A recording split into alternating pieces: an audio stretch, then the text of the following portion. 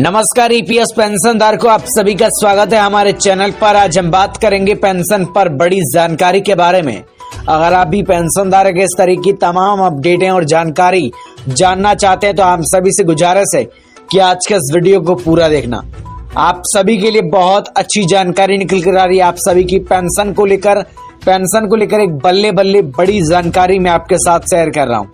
तो आज के इस वीडियो को आप पूरा देखना, साथ ही इस वीडियो को जितना हो सके आपके जितने भी दोस्त हैं उनको शेयर करना ताकि आप अच्छे से जान पाओ। ठीक है, अब चलिए जानते हैं, अच्छे से आपको बताते हैं कि आपकी पेंशन में किस प्रकार से बड़ा इजाफा हुआ है, किस प्रकार से आप सभी को बड़ा बेनिफिट मिल सकता है।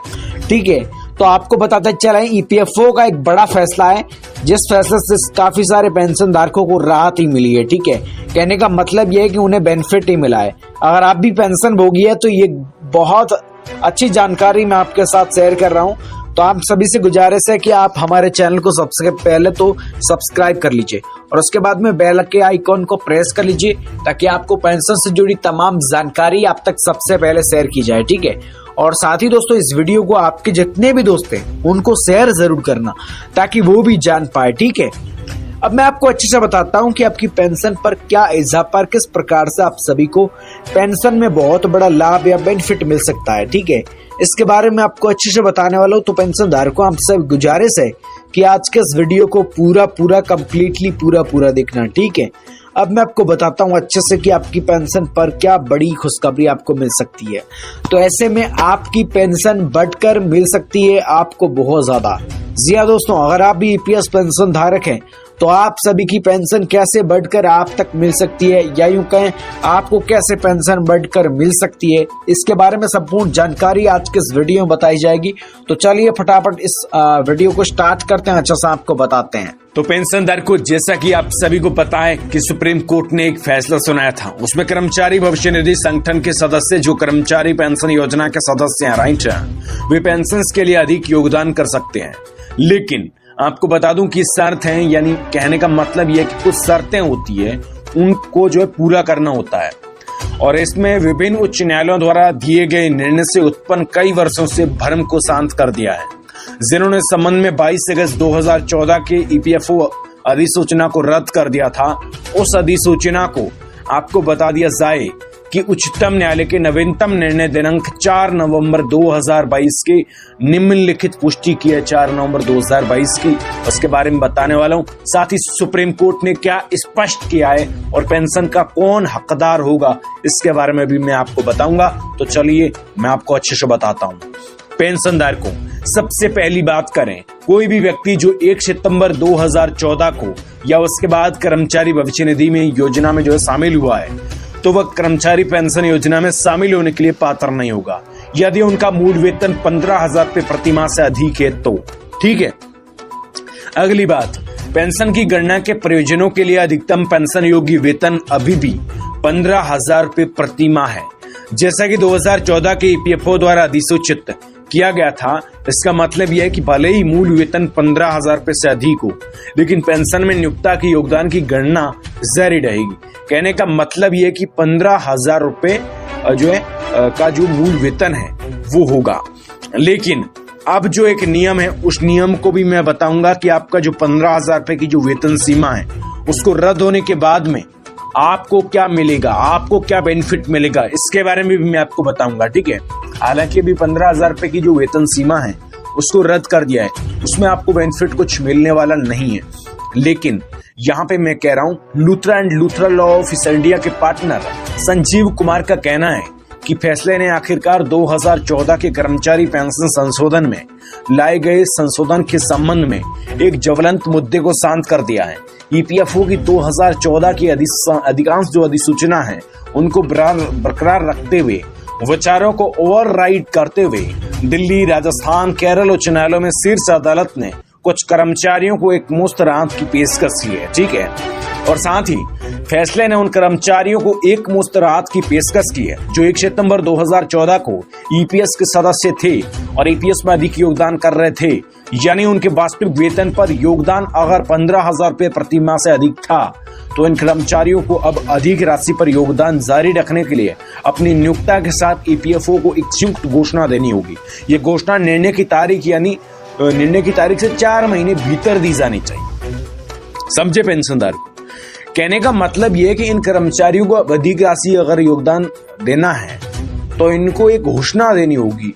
ये घोषणा निर्णय की तारीख से 4 महीने के भीतर दी जानी चाहिए, जिसका अर्थ यह है कि 4 मार्च 2023 को या उससे पहले ये घोषणा करने वाले कर्मचारियों के लिए पेंशन गणना उनके उच्च वेतन पर की जाएगी, न कि 15,000 रुपए प्रति माह की सीमा पर। ठीक है। और साथ ही पेंशनधारकों आपको बता दूं, कर्मचारियों आपको बता दूं कि सुप्रीम कोर्ट ने उन संशोधनों में से एक को रद्द कर दिया था जिसमें कर्मचारियों को 15,000 रुपए प्रति माह से अधिक वेतन पर 1.16% का अतिरिक्त योगदान देना आवश्यक था। समझे पेंशनधारकों? इसका कहने का मतलब यह है कि 15,000 रुपए प्रति माह से अधिक वेतन पर 1.16% का अतिरिक्त योगदान देना आवश्यक था। और यह भी माना गया कि सदस्यों को यह अतिरिक्त योगदान करने की आवश्यकता ईपीएफ अधिनियम की धारा 6A यानी जिसके तहत ईपीएस तैयार की गई थी। ठीक है, 6A धारा है जिसके तहत जो ईपीएस को तैयार किया गया था, ये उपलब्ध नहीं थी। हालांकि इसने इससे पहले जो है इसके जो हिस्सा था उसको 6 महीने के लिए स्थगित रखा था ताकि ईपीएफओ समझ सके कि पेंशन फंड में अतिरिक्त योगदान कैसे प्राप्त किया जाए ताकि फंड जो है खत्म ना हो। लेकिन बात यहाँ पर आती है कि इसका मतलब क्या होगा। ठीक है, बहुत सारे लोग ये नहीं जानते कि इसका बेनिफिट या इसका जो मतलब है, ठीक है, इसका अबाउट क्या होगा। इसके बारे में बात करें तो 6 महीने की अवधि के लिए 1 सितंबर 2014 को ईपीएस सदस्य जिन्होंने उस समय अपने पेंशन खाते में उच्च योगदान का विकल्प चुना था, उन्हें अभी भी अतिरिक्त राशि पर 1.16% का अतिरिक्त योगदान करना होगा। उदाहरण के लिए यदि कोई कर्मचारी है, उसको 1 सितंबर 2014 को ईपीएस सदस्य था, वो प्रति माह उसे 20,000 रुपए वो कमा रहा था, तो इस उदाहरण में ईपीएस योगदान की गणना 15,000 रुपए में 8.33% प्लस 5,000 रुपए यानी 1.16% के रूप में की जाएगी। जैसा कि 2014 में ईपीएफओ अधिसूचना में उल्लिखित सूत्र के अनुसार है, 6 महीने पूरे होने के बाद में ईपीएफओ जो ये स्पष्ट करना पड़ेगा कि ईपीएस खाते में अधिकतम जो योगदान है वो कैसे काम करेगा। ठीक है, लेकिन ईपीएफ अधिनियम के तहत नियोक्ता और कर्मचारी दोनों कर्मचारी के मूल वेतन में से प्रत्येक का 12% का समान योगदान करते हैं। कर्मचारी का पूरा योगदान ईपीएफ खाते में जमा होता है और पात्र कर्मचारियों के लिए नियोक्ता जो है मूल वेतन का 8.33% ईपीएस खाते में और शेष कर्मचारी के ईपीएफ खाते में जमा करता है। कोई भी व्यक्तिगत कर्मचारी जो 1 सितंबर 2014 के बाद में जो है ईपीएफ योजना में शामिल हुआ है तो उसे ईपीएस का सदस्य बनाया गया है। और ऐसे में आपको पता है क्योंकि बनाया इसलिए गया क्योंकि मूल वेतन में शामिल होने के लिए जो समय मूल वेतन है वो 15,000 रुपए से कम था, तो इसलिए। और साथ ही दोस्तों ईपीएस में अधिक योगदान करने का विकल्प नहीं है। ये रात उन व्यक्तियों के लिए उपलब्ध है जो 1 सितंबर 2014 के ईपीएस सदस्य थे। ठीक है, तो कहने का मतलब यही है कि आप सभी की जो अभी की जो सुप्रीम कोर्ट ने जो स्पष्ट किया है, वो सुप्रीम कोर्ट ने यही स्पष्ट किया है कि आप सभी, यानी आपको बता दूं कि अगर आप भी कर्मचारी, अगर आप भी पेंशनधारक है, तो सुप्रीम कोर्ट ने जो स्पष्ट किया है, जो स्पष्ट कहा है, वो मैंने आपको अभी बताया। लेकिन अभी जो है पिक्चर अभी बाकी है। कहने का मतलब यही है कि अभी बहुत कुछ बाकी है। मैं आपको जो बता रहा हूं ना इस वीडियो में, अभी बहुत कुछ बाकी है। पेंशनधार को, जैसा कि आप सभी को पता है कि ये तो बात भाई सुप्रीम कोर्ट ने जो स्पष्ट की है, ये बात तो कर्मचारियों के लिए है। हमारे लिए क्या बेनिफिट वाली बात है, हमारे लिए क्या अच्छी बात है, तो इसके बारे में आपको बताऊं।